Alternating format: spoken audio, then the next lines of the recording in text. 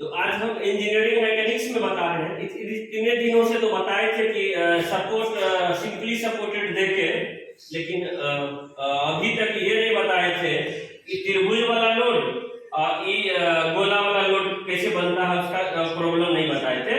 कि ये जो रोलर लगा रहेगा और ये त्रिभुज के तरह जो सपोर्ट है इसको हिंज सपोर्ट बोलते हैं, और ये गोला की तरह है इसको बोलते हैं, ये स्क्वायर की तरह उसको बोलते हैं रोलर सपोर्ट।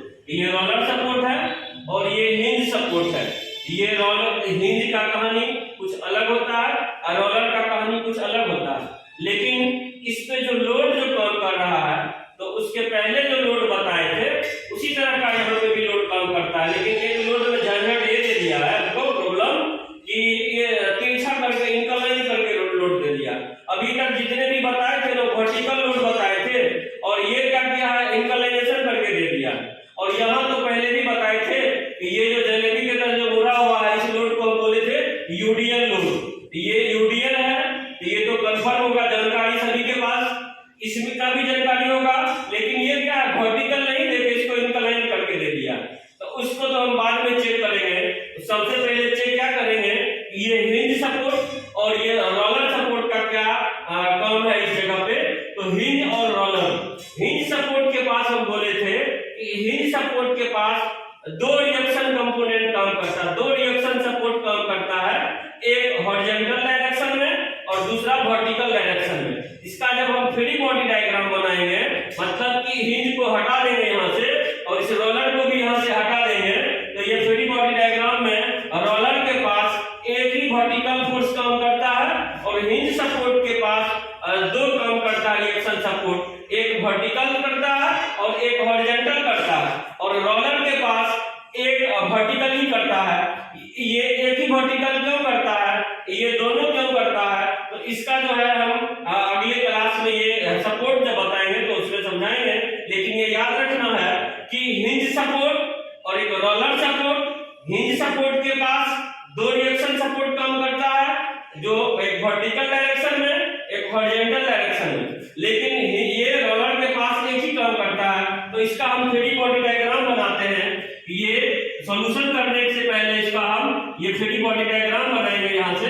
तो फ्री बॉडी डायग्राम के लिए क्या करेंगे, ये बीम था तो बीम को तो रहने ही देंगे, बीम में कोई चेंजिंग नहीं करेंगे। और ये एक वर्टिकल रिएक्शन, मतलब हिंज के पास एक वर्टिकल रिएक्शन में एक काम करेगा सपोर्ट, एक काम करेगा ये हॉरिजॉन्टल डायरेक्शन में ये काम करेगा।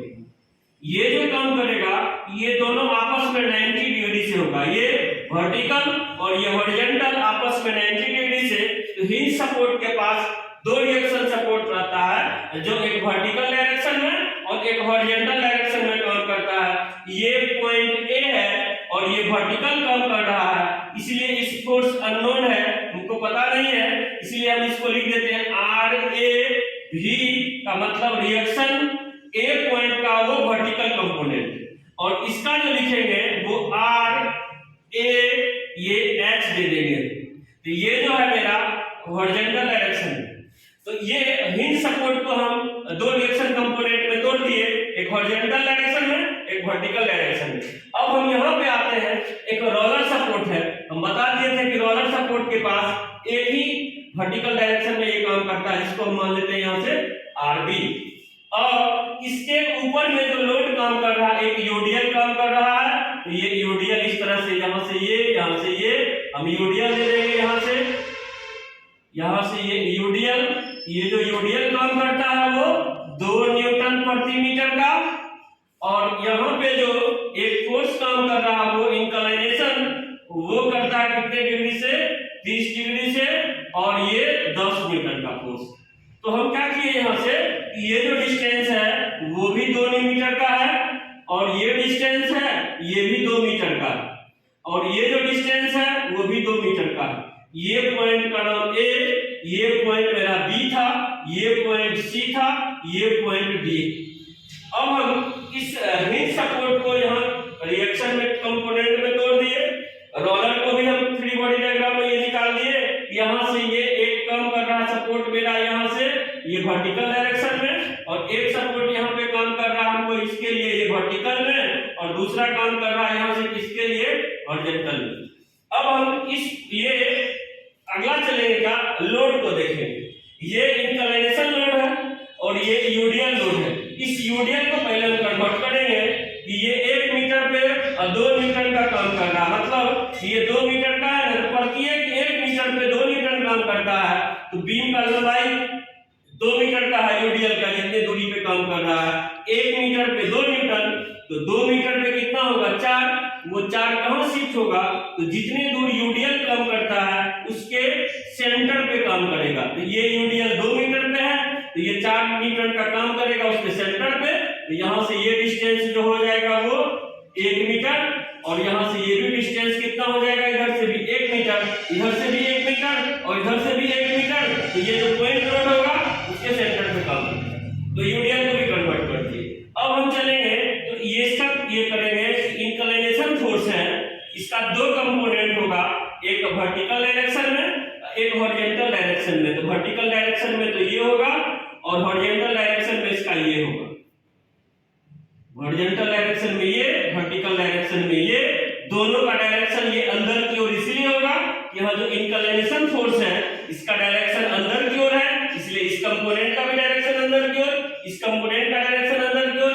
ये जो कंपोनेंट होगा इसका जो वैल्यू होगा हमको 10 cos 30 डिग्री, क्योंकि जो हॉरिजॉन्टल कंपोनेंट है इसके साथ एंगल ये बना रहा है, ये cos होगा, और ये वर्टिकल कंपोनेंट है तो ये जो हो जाएगा हमको ये 10 sin 30।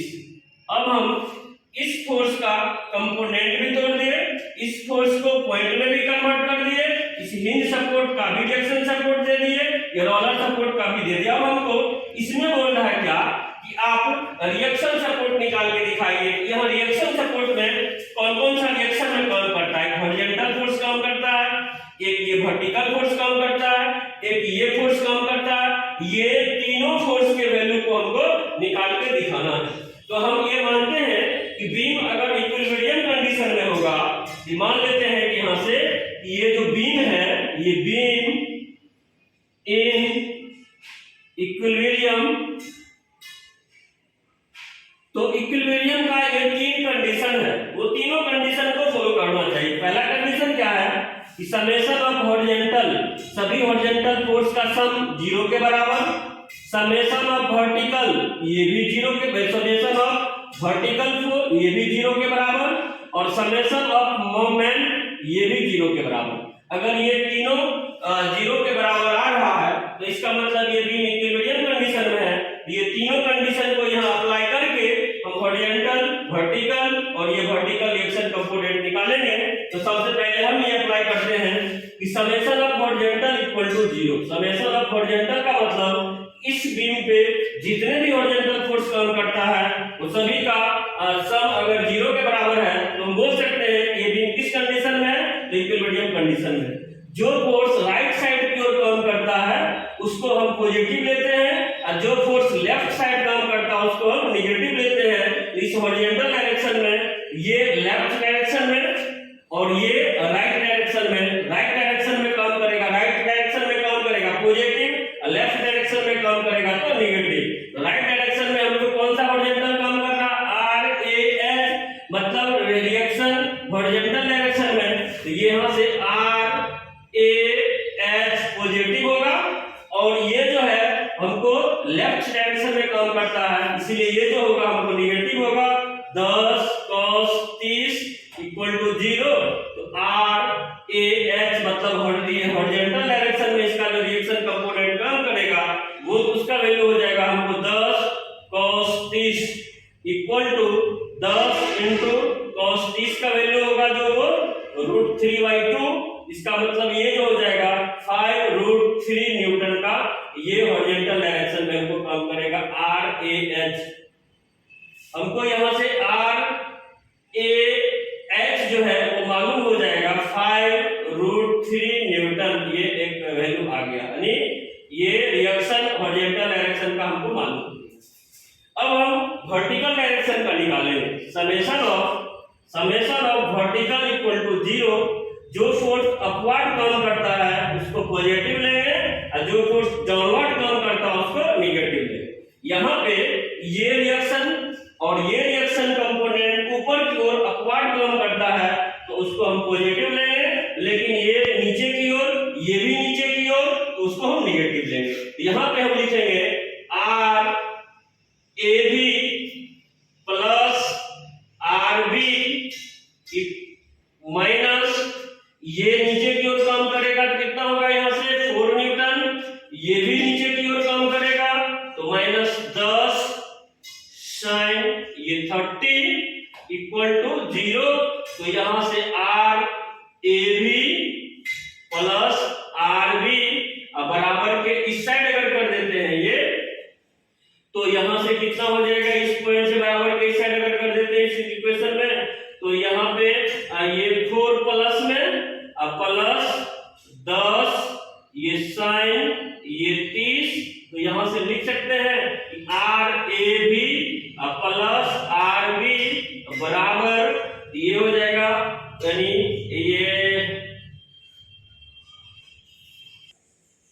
ये टोटल ये 5 प्लस 4 इक्वल टू 9।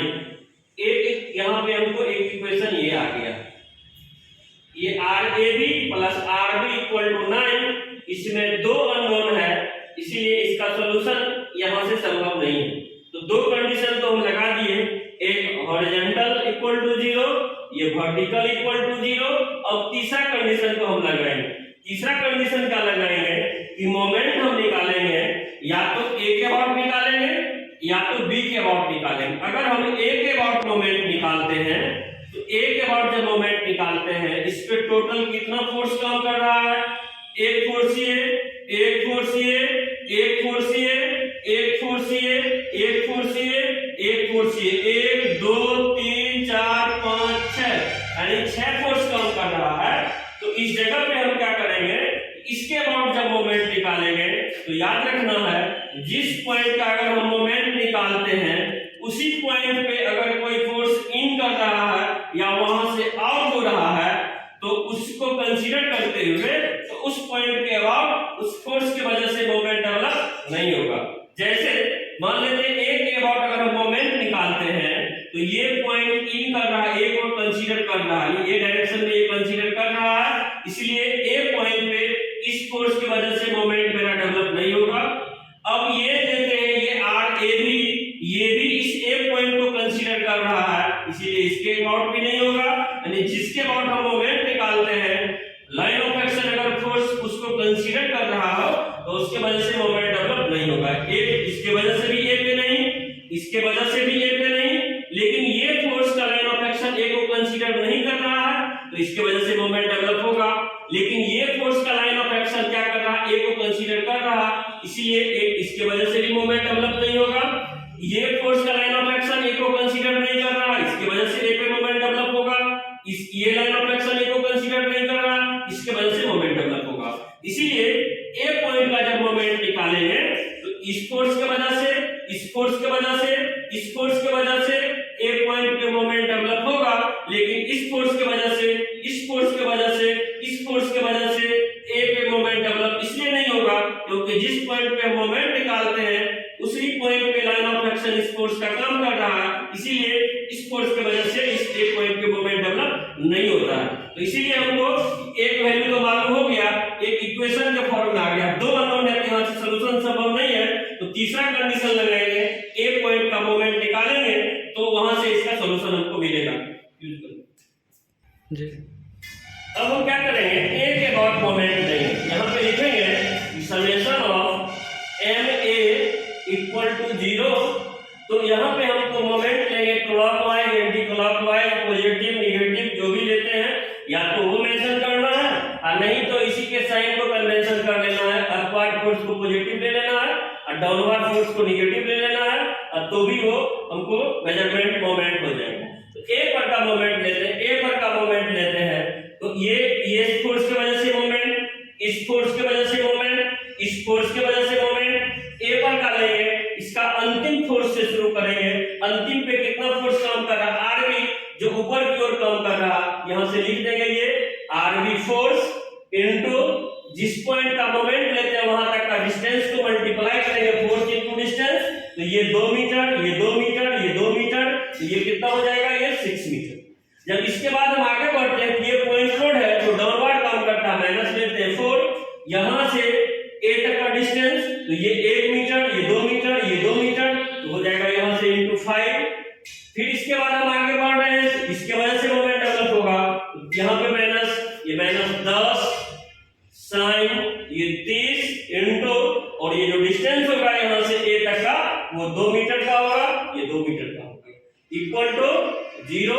तो यहां से 6Rb इक्वल टू 20 प्लस बराबर के सेट कर देंगे तो प्लस में आएगा वो, ये जो हो जाएगा हमको sin 30 का वैल्यू 1/2, ये 2 2 कैंसिल, ये 10 हो जाएगा यहां से, इक्वल टू कितना हो जाएगा 30। तो Rb बराबर 30 बटे ये 6 इक्वल टू 5 न्यूटन, यानी 20, ये इस साइड करेंगे तो प्लस में, इस साइड करेंगे sin 30 का वैल्यू 1/2, 2 2 कैंसिल, ये 10 30 हो गया, Rb का वैल्यू हमको 5 न्यूटन आ गया। इस इक्वेशन को मान लेते हैं कि 2।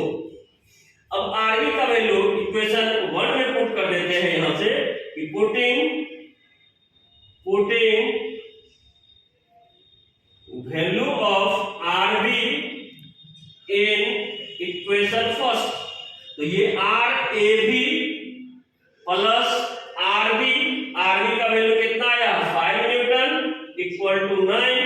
तो Rab जो होगा वो कितना हो जाएगा कि यहां से 9 माइनस 5 इक्वल टू ये 4 न्यूटन का, ये 4 न्यूटन का हमको Rab जो है वो 4 न्यूटन का आ गया, Rb जो आ गया हमको ये 5 न्यूटन का आ गया, और हॉरिजॉन्टल फोर्स का वैल्यू को हमको निकाल ही दिए थे, इसका जो वैल्यू आया हमको Rb वो 5 न्यूटन का आ गया है यहां से, इसका जो वैल्यू आ रहा है हमको Rab, ये जो आ रहा है हमको वो जो आ रहा है ये 4 न्यूटन का आ रहा है, और ये जो आ रहा था हमको 5 ये 3 न्यूटन का आ रहा था।